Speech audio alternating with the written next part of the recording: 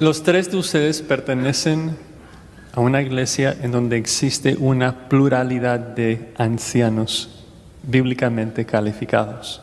Tengo acá varias preguntas de cuántos ancianos debe de haber en cada iglesia, cómo funciona esto. Es algo poco común entre las iglesias hispanohablantes, pienso. Entonces no sé si nos puede hablar un poquito de las ventajas y de por qué es bíblico tener una pluralidad de ancianos bíblicos a cargo de la iglesia local. Bueno, por un lado, el punto aquí es que es lo que enseña el Nuevo Testamento. Y la palabra pastor no aparece nunca en singular en el Nuevo Testamento, a no ser que se refiera al Señor Jesucristo. Por ejemplo, en Filipenses capítulo 1, Pablo dice: Pablo, apóstol de Jesucristo por la voluntad de Dios, a los santos y fieles en Cristo Jesús que están en Filipos, con sus obispos y diáconos. O por ejemplo en Hechos capítulo 14, versículo 22 al 23, dice que Pablo y Bernabé regresaban del viaje misionero y establecían ancianos en cada iglesia. Y así Santiago dice: si alguno está enfermo, que llame a los ancianos de la iglesia. O sea que la pluralidad de pastores es algo que está a través de todas las escrituras. Es lo primero, es bíblico. Ahora, Dios no le da a toda iglesia una pluralidad de pastores. Y una cosa es que Dios no los haya dado, y otra cosa es que rechacen el esquema bíblico. Si un pastor aquí, él está solo, debe orar al Señor que en su momento levante otros hombres allí. ¿Cuántos? Los que Dios levante. Yo no puedo decir por cada 25 miembros un pastor, porque es que Dios no obra de esa forma tan matemática en la vida de la iglesia. Ahora, ¿por qué es importante que haya una pluralidad de pastores? Varias razones. Primero, no todos los hombres tienen los mismos dones ni las mismas fortalezas. El hecho de que haya una pluralidad de pastores permite una sabiduría colectiva de hombres piadosos que pueden guiar a la iglesia mucho mejor que cuando está un solo hombre.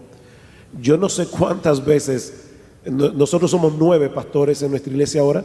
Yo no sé cuántas veces yo he llegado a la reunión de pastores con una idea en mi cabeza, hermanos, que de verdad, modestia aparte, solo a un genio se le pudo haber ocurrido, un tipo brillante. Y cuando yo la expongo a mis pastores, en 5 minutos me hace sentir que soy un estúpido. Entonces, yo me pregunto, ¿qué pasaría si en esta iglesia solo estuviera yo? Estaría guiando a la iglesia mal. Yo creo que es muy importante tener un consejo de pastores, porque en la multitud de consejeros hay sabiduría, y también guardan al hombre de Dios de la megalomanía o de creerse que él es alguien especial. Yo soy el que hice esta iglesia. Ese espíritu de esta iglesia existe por mí, yo la levanté, yo la edifiqué y yo la he sostenido todos estos años. Yo creo que la pluralidad de pastores nos ayuda a recordar que Cristo es la cabeza de la iglesia y que nosotros somos simples siervos que estamos allí trabajando para Él. Yo pudiera dar de verdad muchas ventajas. Hechos capítulo 20, versículo 28, Pablo dice: mirad por vosotros y por todo el rebaño en que el Espíritu Santo os ha puesto por obispos para apacentar la iglesia del Señor, la cual él ganó con su propia sangre. O sea, cuídense de ustedes mismos y cuiden el rebaño. Pero luego el apóstol Pablo da una razón, dice: porque de entre vosotros se levantarán lobos rapaces que no perdonarán al rebaño. Una de las ventajas que tenemos en una pluralidad de pastores es que los pastores somos ovejas, y a veces los pastores olvidan eso.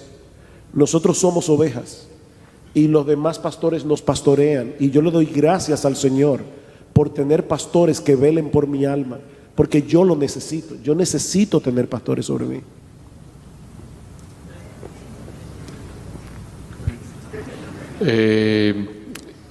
En Proverbios dice: todo camino del hombre es derecho en su propia opinión, engañoso es el corazón del hombre. Necesitamos, como decía Sugel, a otros que nos pastoreen. Y muy importante lo que dijo Sugel, la norma en el Nuevo Testamento es una pluralidad de ancianos bíblicamente calificados. El que no tiene una iglesia, donde hay una iglesia en donde no hay una pluralidad, debe debe estar en dirección, esa debe ser la meta. Por ejemplo, un misionero que está plantando una iglesia, ¿no? Obvio, por un tiempo no va a tener ancianos. Y es interesante señalar otra vez como ilustración a lo que decía Sugel, el único lugar en la Biblia donde encuentras una congregación pastoreada por un hombre es en donde hay un hombre llamado Diótrefes. Y es exactamente lo que dice Tercera de Juan, cuando vemos que él rechaza la autoridad apostólica, y lo dice Juan en Tercera de Juan 9, Diótrefes, al cual le gusta tener el primer lugar entre ellos, no nos recibe. Y ese es el problema. Cuando hay una iglesia donde no hay una pluralidad de ancianos, puede ser por ignorancia, puede ser porque está en proceso puede ser porque necesita preparación el que está pastoreando, guiando, y es cuestión de tiempo si Dios quiere, porque tiene por lo menos tiene la actitud correcta. El problema de fondo es, como dice Sugel, es cuando tienes ahí a un, como decimos en México, un chicharronero, hay un cacique, ¿no?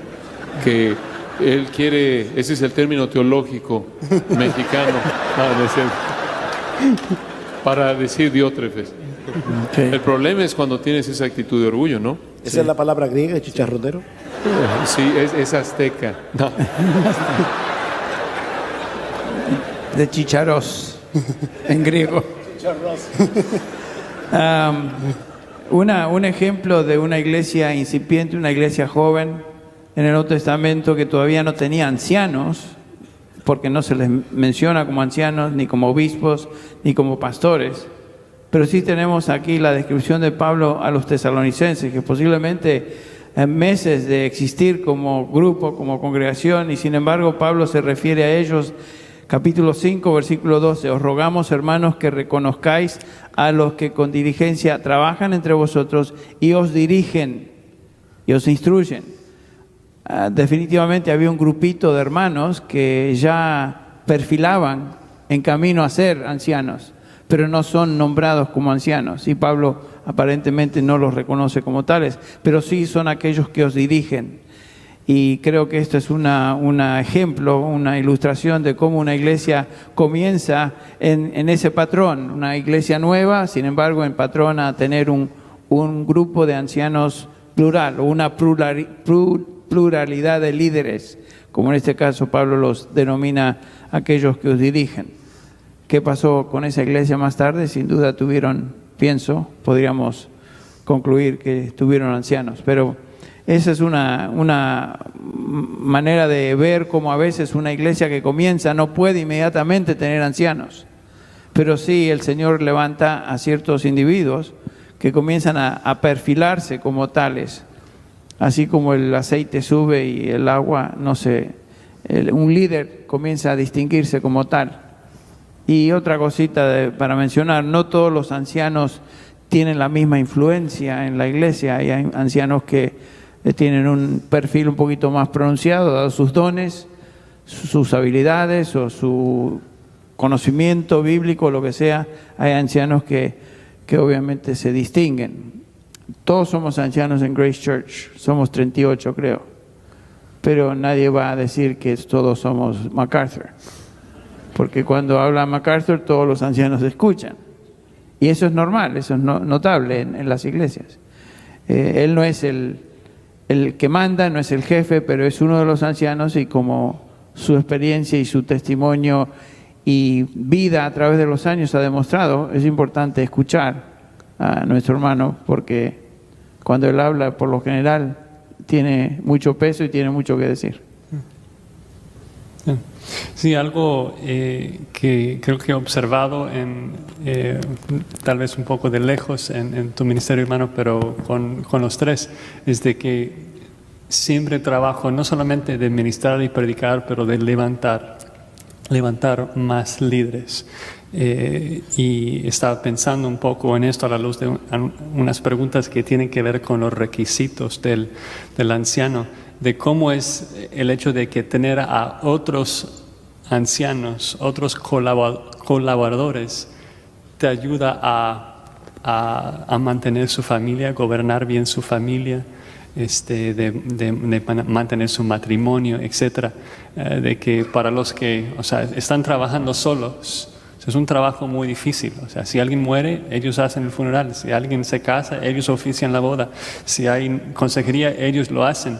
Y no importa que el niño tenga un partido, no importa lo que sea pasando en su familia, tiene que atender a la iglesia y a veces con el tiempo esto daña su testimonio, ¿no? Entonces, muy importante esto de la pluralidad de ancianos.